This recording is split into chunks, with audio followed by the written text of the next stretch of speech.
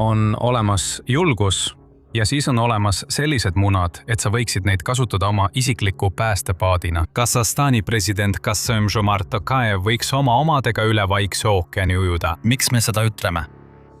Putini pikaajalise liitlasena istus Tokajev just otse-eetris Venemaa liidri vastas ja edastas talle otsenäkku sõnumi.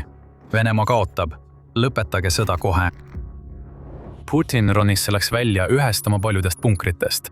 Ta alandati, olles võimetu midagi muud tegema kui grimassitama, kui Tokajev rääkis. Ja nüüd peab Putin leppima tõsiasjaga, et isegi need, kes peaksid teda toetama, näevad, mis Venemaad ees ootab. See pidi olema Putini jaoks võiduhetk. 25. juulil, pärast nädalate pikkust avalikkusest eemalolekut, alustas Putin Irkutskis hoolikalt lavastatud meediatrikiga.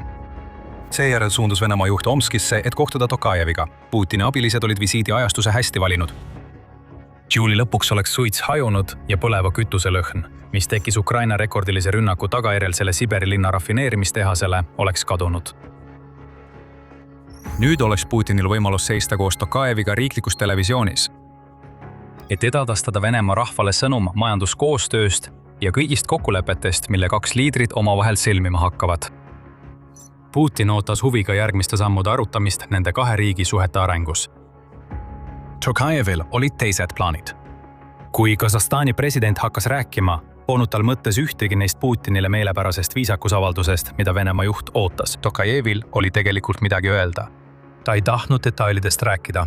Tokajev tahtis rääkida Ukrainast ja sõnad, mis Tokajevi suust tulid, oleksid tundunud nagu kõva laks Putinile näkku. Nii tugev, et selle oleks võinud anda Jackassi meeskond oma hiiglasliku käemasinaga. Ma ei varja, et saan palju signaale, millest olen teid juba telefoni teel teavitanud Euroopast ja Ameerika Ühendriikidest. Seoses praeguse olukorraga Ukraina ja Venemaa vahelises konfliktis Tokajev kuulutas. Kui telekaamerad filmisid, jõudis iga märkus ja iga Putini grimass üle kogu Venemaa. Seejärel jätkas Tokajev. Selle konflikti olemus ei ole täiesti selge. Ta tegi seda taas otse Putini ees. Ta lasi peaaegu ükskõikselt kogu maailmal sellest teada saada. Paljud põhjused, mida Putin on oma sissetungi õigustamiseks toonud, alates soovist võidelda natsismi vastu riigis, kuni tema ajalugu moonutavate väideteni, et venelased ja ukrainlased on üks rahvas, ei pea vett. Tokajev ei usu sellest midagi. Siis andis Tokajev kogu maailmas kõlanud kõrvakiilu. See kõik peab lõppema. Kasahstani president kuulutas, kutsudes Putinit üles sõda külmutama. Ja kui ta seda teeb, lisas Tokajev, ei saa Putin loota, et Kasahstan oleks Venemaale sõbralik vahendaja. Kasahstan keeldub kategooriliselt olemas see vahendaja, rõhutas Tokajev. Lõppude lõpuks on Venemaa suur riik ja saab ise hakkama, ütles Kasahstani juht. Putin oli jahmunud. Üllatusrünnak. Parim, mida ta suutis vastuseks pakkuda, kui ta uuesti sõna võttis, oli nõrk väide, et annab Tokajevile pärast meediaürituse lõppu üksikasjaliku ülevaate. See ülevaade oleks mõttetu. Tokajev on seda kõike varem kuulnud ja Putin teab seda. Mida Venemaa juht just taluma pidi, oli see, et ta sunniti istuma tagaplaanil. Samal ajal kui president, kes on Venemaaga liitlane, vähemalt kaubanduse ja majanduskasvu osas, lihtsalt sõimas teda. Kui rumal ta on, et jätkab sõda, mida ta ilmselgelt ei võida. Putin oli alandatud. Tal oli siiani olnud hea päev. See Irkutski külastus oli hästi läinud, kui Putin ilmus ootamatu visiidi käigus piirkonna lennukitehasesse, kus ta inspekteeris MC-21 reisilennukit ja Jak-130M lahingõppelennukit. Teda ümbritsenud ihukaitsjad viitasid Putini paranoiale ja mõrvahirmule. Aga kõik oli hästi läinud. Siis saabus Putin Omskisse, et sattuda vastamisi mehega, kes pidi põlvili laskuma, sõrmust suudlema ja Venemaa tänama kaubanduspartneriks olemise eest. Dmitri Kaležev, kes on vene ajakirjanik, võttis kogu selle alanduse täiuslikult kokku, öeldes. Lõppkokkuvõttes oli see viisakalt sõnastatud väide, et Putini sissetung Ukrainasse oli sisuliselt hullumeelsus ja isiklik kapriis. See oli muidugi Putini jaoks löök näkku, kuna ta oli aastaid levitanud oma versiooni konflikti algpõhjusest. Ja nüüd see avalik noomitus, otse talle näkku öelduna, pole mingeid algpõhjuseid. Putin lihtsalt mõtles need ise välja. Haavatatuna ja lööduna kohtumisest, mis pidi minema hoopis teisiti, oleks Putin lahkunud, et varjuda taas ühte oma punkritest. Teda oli alandatud. Mees, keda ta usaldas tema joont järgima, oli teda otse näkku solvanud. Ja kui ta end taas varjas, ei oleks ta tõenäoliselt nädalaid avalikkuse ette ilmunud, kuni ta piinlikkusest toibus, kõlas tema peas ikka ja jälle üks sõna. Miks? See on hea küsimus ja sellele on mitmetahuline vastus. varsti selgitame kõiki põhjuseid, miks Tokajev tegi just seda, mida ta Putini suhtes tegi. Aga enne seda, see on sõjasaade. Kui sa pole veel kanalit tellinud, siis nüüd on selleks ideaalne aeg. Ja kui sa juba seal oled, ära unusta vajutada ka teavituskella, et meie igapäevased videod jõuaksid sinu voogu. Nüüd võib tunduda, et ilmne vastus Putini suurele küsimusele on Ukraina ise. Vladimir Putin läheb kohe raevu ja hakkab vahutama selle üle, kuidas Ukraina on pööranud Kasahstani Venemaa vastu, aga tal oleks ainult poolenisti õigus ja mitte nendel põhjustel, mida tema arvab. Kuigi Kasahstan on olnud Venemaa kaubanduspartner juba pikka aega, pole ta kordagi andnud Vladimir Putinile märku, et toetab teda või tema niinimetatud sõjalist erioperatsiooni Ukrainas. Juba sõja algusest peale teatas Kasahstan, et ei tunnusta ühtegi neist, mida ta nimetas separatistikeks aladeks Ukrainas iseseisvana.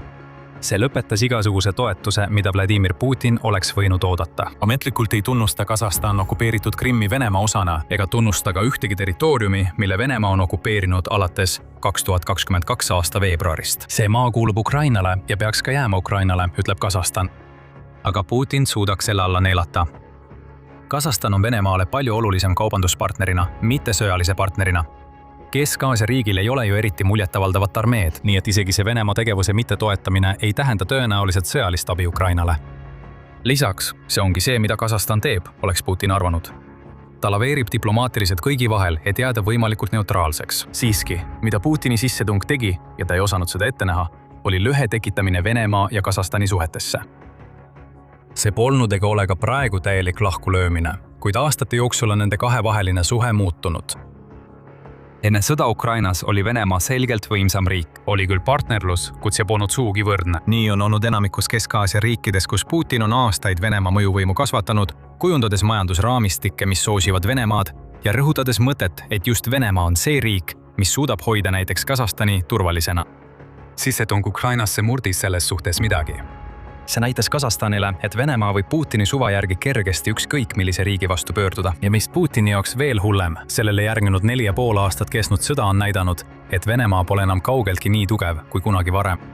Kollektiivse julgeoleku argumendid ei ole enam veenvad ning aja jooksul, kui Ukraina mitte ainult ei pea vastu, vaid põhjustab Venemaale ka tõsist kahju, on sellised juhid nagu Tokajev kaotamas viimaseidki hirme, mis neil võisid olla sõnavõtmise ees. Seega Kasahstani kollektiivne arvamus selle kohta, mis Ukrainas toimub, mängib olulist rolli selles, mida me Omskis nägime. Kuid just Putini sissetungi senised tulemused pakuvad tõelisi põhjuseid Tokajevi tegudele. Sõja edenedes on jõudude tasakaal Venemaa ja Kasahstani vahel hakanud muutuma. Me ei hakka teil ütlema, et Kasahstan on nüüd neist kahest võimsam. See ei ole nii, kuid Kasahstanist on saanud partner, kelle olemasolu oli kunagi lihtsalt meeldiv boonus, aga nüüd on temast saanud Venemaa ellujäämise jaoks Ukraina vastu täiesti hädavajalik partner. Tokajev teab, et tal on nüüd mõjuvõim ja selle mõjuvõimu kõige selgem näide on Venemaa hiljutised palved Kasahstanile abi saamiseks kasvava kütuseprobleemi lahendamisel. Kuna üha rohkem Venemaa rafineerimistehaseid põleb ja Ukraina jätkab kütuseveokite ja tankerite hävitamist kogu okupeeritud aladel, Venemaa on sattunud kütusekriisi. Putin pöördus juuni lõpus müts käes Kasahstani poole, et paluda 50 000 tonni bensiini, et aidata leevendada tohutuid järjekordi, mis tekkisid bensiinijaamade juures üle kogu Venemaa. Kasahstan ei andnud kohe nõusolekut, vaid nõustus Putini palvega alles umbes nädal pärast selle esitamist. Kuid sel hetkel sai Tokajevile selgeks kaks asja. Esiteks näeb Venemaa Kasahstani endiselt kui väikest venda, keda võib vajadusel survestada, hoolimata sellest, millist kahju see Kasahstanile endale teha võib. Ja teiseks, Venemaa on meeleheitel. See peabki nii olema, kui ta küsib bensiini, kuigi kogu Vene riik on üles ehitatud naftale. See ongi see mõjuvõim, millest me räägime. Tokajev teab, et Putin vajab Kasahstani. Muidugi vajab ka Kasahstan Venemaad. Suur osa naftast, mida Kasahstan müüb, liigub esmalt läbi Venemaa torujuhtmete ja alles siis jõuab teiste klientideni. Aga Venemaa jaoks nii oluline olemine toob kaasa ka teatud eeliseid, millest üks näib olevat võimalus istuda Putiniga vastamisi ja talle otse näkku öelda, et tema sissetung Ukrainasse ei ole mõistlik ning tal on aeg oma sõda lõpetada. Kõige selle juures on Tokajevi avaldused ka tunnustus faktile, mis on saanud täiesti selgeks. Ukraina on väga ohtlik riik. Kasahstan tahab, et Ukraina sõda lõpeks, sest ta peab samuti tegelema droonirünnakute tagajärgedega, mis mõjutavad tema võimet müüa kütust ja naftat. Ukraina ei ründa Kasahstani otseselt. See oleks diplomaatiline viga riigi suhtes, mis näib olevat valmis toetama Ukraina õigust olla suveräänne riik. Aga mida Ukraina on teinud, on see, et ta ründab seda naftataristut, millest Kasahstan sõltub, nagu me mainisime. Väljanne Moscow Times teatab, et Ukraina hiljutine droonirünnakute laine Mustal merel ja Aasovi merel, eriti rünnakud Kaspia torujuhtme konsortsiumi terminalile, on sundinud Kasahstani naftafirmasid oma igapäevast tootmist vähendama. Kuigi seda kirjeldatakse kui puhtalt tehnilist otsust, on see Kasahstanile veel üks meeldetuletus, et Putini sõda kahjustab riiki. Ukraina on samuti regulaarselt rünnanud Novorossijskit, mis on Musta mere sadam. Nüüd on see peidupaik Musta mere laevastiku jäänustele, mis on välja aetud oma traditsioonilisest baasist Krimmi Sevastopoli sadamas. Novorossijsk on samuti kaubasadam. Ka siit voolab läbi nafta, osa sellest Kasahstanist, ja see tähendab veelgi rohkem segadust, mida Tokajev ei taha Putini nimel taluda. Lõppude lõpuks on Kasahstan selles mõttes Venemaaga sarnane. Selle nafta- ja gaasisektor on Kasahstani majandusliku tervise jaoks ülioluline. Forbesi andmetel moodustavad energiasektori müügid üle 30% Kasahstani sisemajanduse koguproduktist ja üle 75% riigi ekspordist. Kui Ukraina droonid jätkavad lendamist sadamatesse ja terminalidesse, mida Kasahstan vajab oma toodangu müümiseks, tähendab see riigi elanike jaoks majanduslikke raskusi. Nii et Tokajevi motiivid muutuvad üha selgemaks. Siin on mängus ka Kasahhi mõjuvõimu ärakasutamise element, kuid lõppkokkuvõttes teeb Tokajev seda, mida ta peab tegema, hoolitseb Kasahstani huvide eest. Kui ta ütleb Putinile, et on aeg sõda lõpetada, teeb ta seda, sest ta teab, et Venemaa ei saa võita. Mitte nii, nagu Putin tahab võita. Ja seni, kuni Putin tormab pea ees oma enda ambitsioonide lõputusse kuristikku, ei saa elu Kasahstanis normaliseeruda. Putinil on Kasahstani kujuline probleem. Kuid lisaks kõigile põhjustele, miks Tokajev tegi seda, mida ta tegi, on Venemaa liidri jaoks veelgi suurem probleem tekkimas. See probleem taandub millelegi, mida me varem mainisime. Nimelt sellele, et Kasahstan püüab olla sõber võimalikult paljudele riikidele. Ukraina sõda on nüüdseks nii kaua kestnud, et kõigi poolte vahel laveerimine ei ole enam võimalik. Nagu Common Space ütleb, on Kasahstani mitmesuunaline välispoliitika viimase poole kümnendi jooksul korduvalt proovile pandud. Olgu selleks Venemaa sõda, operatsioon Epic Fury või Hiina mõju hiiliv kasv Kesk-Aasias. Nüüd surutakse Kasahstani olukorda, kus ta peab poole valima. 25. juuli näitas Putinile üht olulist asja. Venemaa ei ole see pool, mille Kasahstan valib. Tuleme tagasi ühe Tokajevi lühikese kõne huvitavama osa juurde. Kuulsid seda varem. Tokajev ütles Putinile, et ta on saanud palju signaale Ameerika Ühendriikide ja Euroopa poolsetelt osapooltelt seoses Venemaa kampaania praeguse seisuga. Müsteerium seisneb siin selles, millised need signaalid olid. Oleme rääkinud sellest, et Kasahstanil on mõjuvõim Venemaa üle, samal ajal kui läänel on mõjuvõim Kasahstani üle. Ameerika ja Euroopa liidrid teavad, et Kasahstanil ja kogu Kesk-Aasial on energiaalased haavatavused, kuna nad sõltuvad Venemaast vahendajana oma nafta ja ülejäänud maailma vahel. Kui Tokajev räägib signaalide saamisest, võib ta vihjata sellele, et lääne liidrid on andnud talle mõista, et ta peab hakkama Putinit survestama. Vastasel juhul võivad nad hakata ise survet avaldama. Võib-olla mitte Kasahhi nafta ostmisega. Kasahstan on nüüd Euroopa Liidu 3. suurim naftatarnija, nii et võib-olla tehakse ähvardusi, et see kõik võib kaduda, kui Tokajev ei avalda mingit survet. See on muidugi spekulatsioon. Tokajev ainult vihjas lääne mõjule ja see mõju võib olla palju süütum. Lõppude lõpuks sõlmis Kasahstan juuni lõpus Euroopa Liiduga 12 miljardi dollari väärtuses tehinguid, millest enamik puudutas 50 Airbus reisilennuki ostmist EL-ilt. Nii et võib-olla Euroopa ei meelita Tokajevit. Selle asemel võib Kasahstani liidri tähelepanu olla köitnud kõik see, mida lääs võiks tema riigile pakkuda, mida sõjast väsinud ja tugevalt sanktsioneeritud Venemaa ei suuda. Jällegi, see on kõik spekulatiivne. Aga Putin näeb nendes sündmustes tekkivat mustrit ja ta teab, et Venemaa hakkab Kasahstanis mõju kaotama. Riik, kes kõndis kõiel, näib olevat valmis maha hüppama ja liigub lääne suunas. GIS lisab veel ühe segava teguri, mida saab mängu visata. Kasahstan vaatab üha enam Hiina poole, et müüa oma naftat. Tegelikult on Kasahstanil ainult 2 naftatarneteed, mis ei läbi Venemaad, millest üks kulgeb torujuhtme kaudu, mis ühendab riigi Atasu provintsi Hiina Xinjiangiga. See torujuhe vedas 2024. aastal Hiinasse 1,2 miljonit tonni toornaftat, näidates, et Kasahstanil on võimalik end Venemaast lahti siduda. Muidugi tuleks veel palju tööd teha, kuid Hiina, kes praktiliselt ise naftat ei tooda, oleks enam kui valmis vajalikku infrastruktuuri rajama nii nafta jaoks kui ka võimalusena laiendada oma mõju Kesk-Aasias Venemaa arvelt. Üha enam hakkab kogu pilt selguma.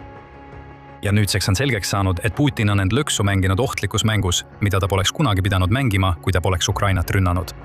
Kõik, mis praegu Kasahstanis toimub, alates kasvavast Ukraina lääne ja Hiina mõjust, kuni riigijuhi julguseni istuda Putini ees ja teda alandada, on kõik Putini peaaegu pool kümnendit kestnud sissetungi tulemus. Venemaa on nüüd nõrgem, kui ta oli 2022. aastal. Palju nõrgem. Putinis tegevused on talle endale tagasi tulnud, selles mõttes, et liitlane ütleb talle, et on aeg rahu kuulutada, sest tema sõda pole mõistlik.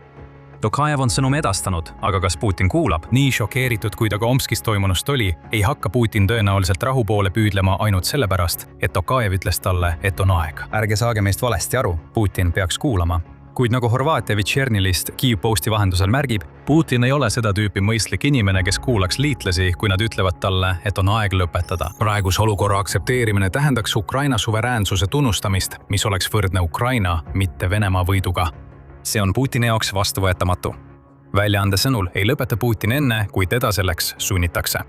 Selle kohta on tõendeid hiljutistest sündmustest. Putin keeldub igasugust relvarahu vastu võtmast, kuigi on selge, et Venemaa on Ukrainas initsiatiivi kaotanud ja saab lüüa nii lahinguväljal kui ka Ukraina kaugmaa sanktsioonide tõttu. Praegu liiguvad kuulujutud, et Ukraina ja USA on loonud uue rahuplaani. Kremli on aga keeldunud seda ettepanekut tunnistamast ega kommenteeri enne, kui neil on midagi käega katsutavat. On väga tõenäoline, et kui ettepanek ei hõlma Ukraina territooriumi loovutamist, siis Putin seda ei aktsepteeri. Ta ei saa seda teha. Venemaa juht on lõksus. Ta peab Ukrainas võitlust jätkama, sest kõik, mis jääb alla tema lubatud võidu, jätab ta haavatavaks kukutamisele. Aga kui ta jätkab võitlust, juhtub veel rohkem seda, mida Tokajev just tegi. Sest mitte ainult Kasahstan, vaid ka teised Kesk-Aasia riigid avavad end rohkem lääne või ida mõjule. Mida teeb siis Putin? Ta kas kahjustab iseennast või kahjustab Venemaad. Ja kui asi lõpuks selleni jõuab, siis pole Vladimir Putini jaoks keegi tähtsam kui mees, kes talle peeglist vastu vaatab. Nii et ta talub veel ühe liitlase kadumist. Ja sellega kahjustab ta Venemaad aastateks, mida ta ise enam nägema ei ela. See on Tokajevi tõeline hoiatus, mida Putin ei kuula. Ta peaks seda tegema. See, mis toimub Kasahstanis, on vaid sümptom Putinist kujundatud kasvajast, mis põhjustab Venemaa mädanemist kuni selle tuumani välja. Juht, kes on nii meeleheitlikult püüdnud kinnistada oma pärandit ühena Venemaa legendidest, viib oma riiki hoopis isoleerituse ja pikaajalise allakäigu poole, mis ulatub Kasahstanist palju kaugemale. Kui soovid rohkem teada saada, vaata meie videot, mis analüüsib, kuidas Putin on seadnud Venemaa olukorda, mis on palju hullem kui kaotus Ukrainas. Ja kui sulle see video meeldis, siis ära unusta tellida sõjasaadet, et näha rohkem meie põhjalikke analüüse viimastest geopoliitilistest arengutest. Ja nagu alati, aitäh vaatamast!